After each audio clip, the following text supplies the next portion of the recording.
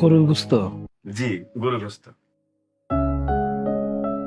নকশা থেকে ফিরার সময় আমার জন্য গরুর গোস্ত নিয়ে আইতো। ইনশাল্লাহ। ঠিক আছে আব্বু। আমি এটা এখন না খাই।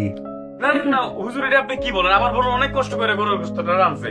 ভাইজান, আপনি তো অনেক আয়োজন করছেন, আর সবকটা রান্নায় খুব মজা হয়েছে আলহামদুলিল্লাহ। খাইতে একটু অসুবিধা হবে। হুজুর, আপনার কোনো মানা আমি শুনবো না, আপনি টাকা না না না, আসলে গরুর গোস্তটা খেতে চাচ্ছি না, মানে অসুবিধা করে তো লাভ নাই। অনেক কিছু খেলাম তো আলহামদুলিল্লাহ।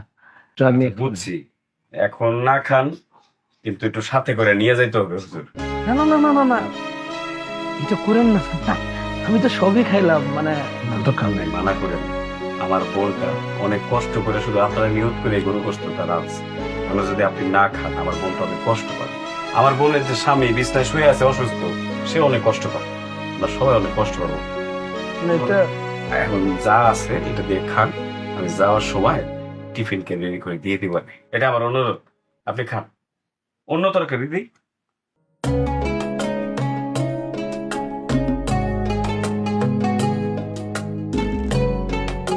মা, আমি তোমাকে সাহায্য করি। ওরে আমার সোনা মারে, আমাকে তোমার সাহায্য করতে হবে না, তুমি দেখো। ঠিক আছে।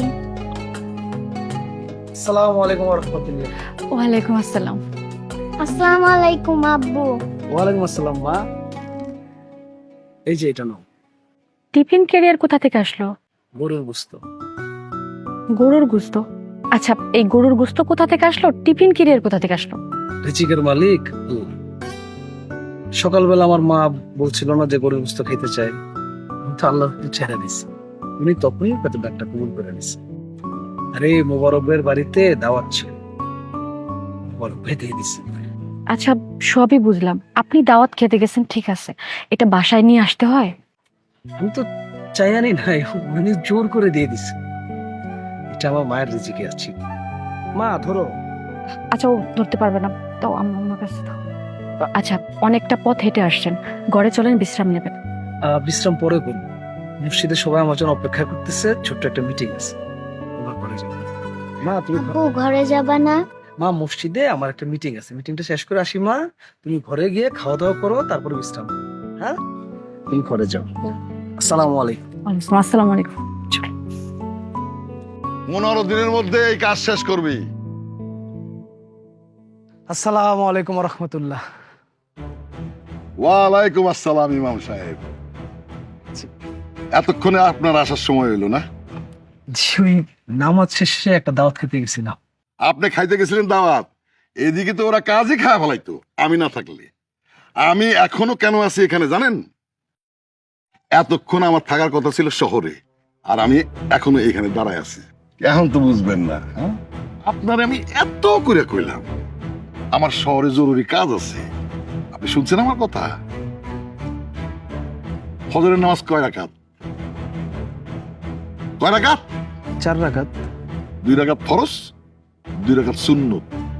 আপনি তো খালি ফরজ পড়াইছেন, সেখানে সময় লাগলেন 15 মিনিট। একটা ছোট্ট সূরা কাউসার, সেটারে আপনি বাকারার মতো সময় নিয়ে লম্বা করে পড়লেন। এটা কোনো কথা হইল? আর এই যে রুকুতে যায় কি যেন পড়েন, কি পড়েন? জি, রুকুতে যায় কি পড়েন? সুবহানা রাব্বিয়াল আযীম, সুবহানা রাব্বিয়াল আযীম, সুবহানা রাব্বিয়াল আযীম।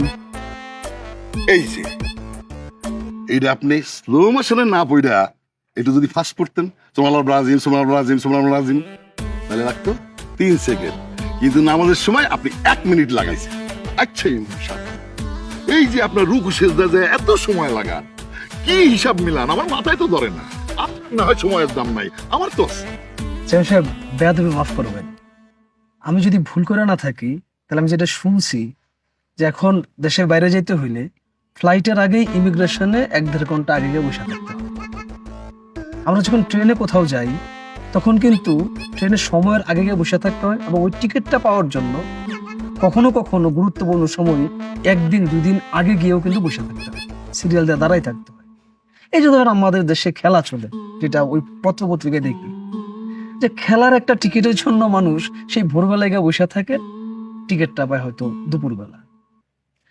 তার চেয়ে আর একটা বড় কথা হচ্ছে কি জানেন, আপনি তো অনেক গুরুত্বপূর্ণ মানুষ, অনেক গুরুত্বপূর্ণ জায়গায় যান। আপনি বলেন না যে অনেক গুরুত্বপূর্ণ মানুষের কাছে যখন মানুষ যায় কোনো একটা প্রয়োজনে, তখন কিন্তু সে সময় নিয়ে যায়, প্রস্তুতি নিয়ে যায়, এবং ওই গুরুত্বপূর্ণ মানুষটা যখন সাক্ষাৎ পায় সে ততক্ষণ ওঠে না ওই গুরুত্বপূর্ণ মানুষটা তাকে যতক্ষণ পর্যন্ত না যেতে বলে। কারণ সে তার এই সাক্ষাৎটা পাওয়ার জন্য সে অনেক কিছু করছে, সেটা কিন্তু মজা পায়।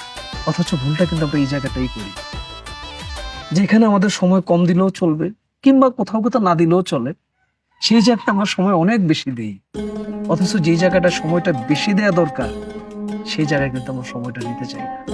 দেখেন চেয়ারম্যান সাহেব, এই নামাজে মানে আমলে আমরা যত বেশি সময় দিব, ওইখানে কিন্তু আমাদের হিসাবটা ততই সহজ হবে, ততই কম হবে। নামাজ হচ্ছে মেরাজ স্বরূপ, আল্লাহর সাথে সাক্ষাতের ব্যাপার। আমার স্রষ্টার সাথে, আমার প্রভুর সাথে, আমার মালিকের সাথে আমার সাক্ষাৎ হচ্ছে, সেখানে আমি অনেক সময় দিব না। আমার কত কথা আমি তো সেখানেই বলবো, সেজদায় গিয়েই তো বলবো, তাই না? এই যে এইটাই এইটাই এইটাই জি। এই যে এখনো আবারও আপনি আমার সময় নষ্ট করলেন।